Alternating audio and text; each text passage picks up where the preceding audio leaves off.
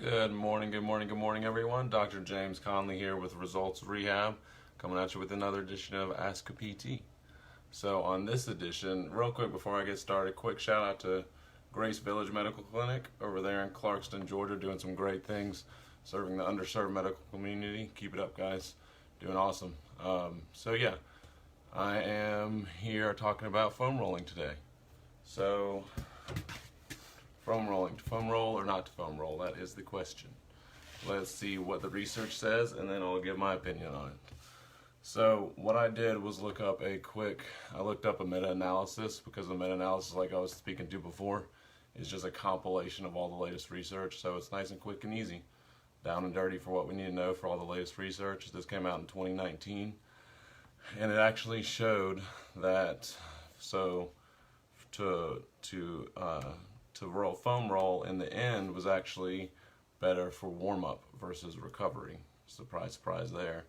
I thought it'd be more recovery, but it kind of makes sense when I think about it, because as a warm-up activity, what you're trying to do is kind of get the muscles primed and get them moving, get the blood flowing. And it actually, interestingly, it showed, I think what's going on is that it's releasing some of those trigger points, those tight knots in the muscle. Okay, and what those are, the nasty little trigger points that you get when you go into the massage parlor and they're really getting in there real deep. It kind of relaxes those away, and that allows the muscle to contract and relax and become more efficient while you're working out there. So I think that's what's happening with foam rolling, is that you're getting that nasty spot along your IT band, kind of rolling back and forth, and it's relaxing those trigger points, which allows you to have a more effective workout going forward. Right, so it actually found that it was better for warm-up versus recovery to use your foam roller. And in case of what kind of foam roller, it didn't really go into what kind is good, because I think there's a lot of, what it went over in these studies, that there's a lot of heterogeneity, and that just means, fancy word for means there's a lot of different factors that they couldn't control for in the studies. So it came down to, they couldn't determine which one really worked for it. So it ended up being that you don't know, they can't account for which factors were necessarily good or bad for foam rolling. But I tend to tell my patients, don't go too far to push through it too much. So with my foam roller, guys, this is just an easy $20 thing off of Amazon. It's nothing too crazy, nice and cheap and easy. It doesn't have those big divots in it, those big rivets that kind of actually end up hurting worse. It's nothing, it's pretty flat. I can just use it along wherever I need to get rid of those trigger points. It should be tolerable. Again, kind of like you're getting a good massage, a hurts so good kind of pain, if you will.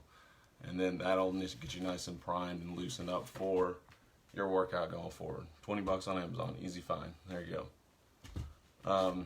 And also, interestingly enough, it said that it actually increased sports sprint performance and flexibility. So last week, if you remember, I talked about static stretching and if to do it versus static versus dynamic. Well, this is a good alternative to static stretching.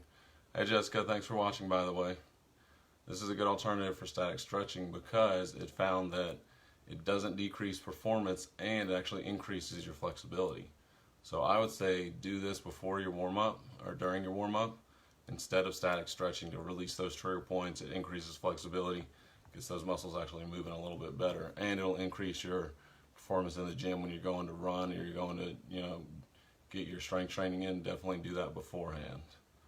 And it also showed to reduce muscle soreness afterwards, and it showed that more in warm-up versus afterwards, versus like after you work out, it might not do as much good, but it also didn't do any harm. So if you just, personal preference, if you like foam rolling afterwards as well, go ahead and do it afterwards. But I would say definitely do it before in place of just static stretching, if that makes sense.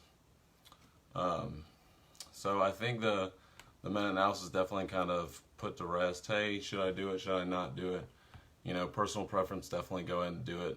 Add it into your warm-up routine in place of static stretching. Again, just an easy, nothing too crazy, $20 off Amazon. You don't need those big annoying ridges off there. It's not no pain, no gain.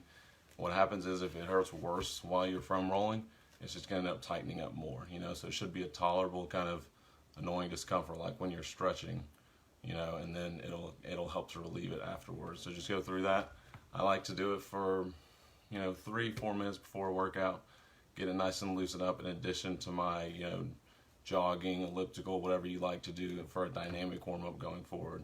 Dynamic meaning get some movement in, don't just sit there and stretch all day and expect it to actually work, because it's gonna be more efficient to get a warm-up in with a foam roller and with something like jogging, so I'd say do that with a foam roller with your regular warm-up routine, and then again, nothing too crazy, $20.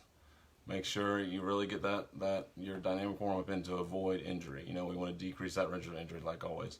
Again, I always want to teach y'all how to think about things, so think about using the foam roller for a few minutes on those spots that get kind of tight and sore, that are always like those knots that you have in your body. Use the foam roller on those, and then get in your jogging, your yoga, your active movements to get a nice warm up in, and then go into your workout from there. Then that'll decrease your risk of injury.